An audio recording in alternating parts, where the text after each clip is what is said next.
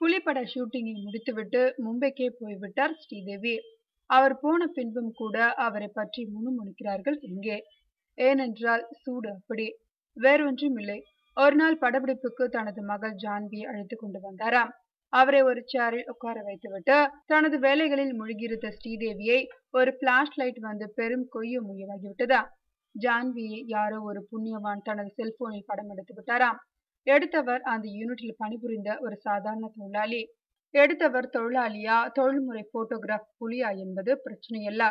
தனது மகளை முன் அனுமதி இல்லாமல் எடுத்து விட்டாரே என்பதுதான் பிரச்சனை. ஷாட்டில் இருந்து அப்படியே எழுந்து ஓடி வந்த ஸ்ரீதேவி டாட் பூட் என்று ஆங்கிலத்திலும் இந்திலுமாக கலந்து கத்திவிட்டாராம். ஒரு பூ ஒன்று புயலானதை அப்போதுதான் நேரில் பார்த்தார்களாம் அத்தனை பேரும்.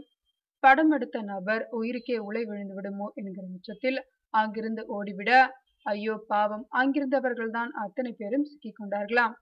தரை லோக்கலுக்கு இறங்கி விட்டாராம் ஸ்ரீதேவி. கேரவனில் ரெஸ்ட் எடுத்துக் கொண்டிருந்த விஜயில் ஆரம்பித்து பட தயாரிப்பாளர் வரைக்கும் அத்தனை பேரும் ஸ்பாட்டில் ஆஜராகி அவருக்கு ஆறுதல் சொல்ல, சம்பந்தப்பட்டவன் வந்தால்தான் ஷூட்டிங்கே நடக்கும் என்று கூறிவிட்டாராம் ஸ்ரீதேவி. அப்புறம் எங்கே ஒரு சந்து முனையில் பதுங்கியிருந்த அந்த சந்தன வீரப்பனை கொண்டு வந்து ஸ்ரீதேவி முன்னால் நிறுத்தியிருக்கிறார்கள். பயபக்தியோடு செல்போனை ஒப்படைத்தாராம் அவர்.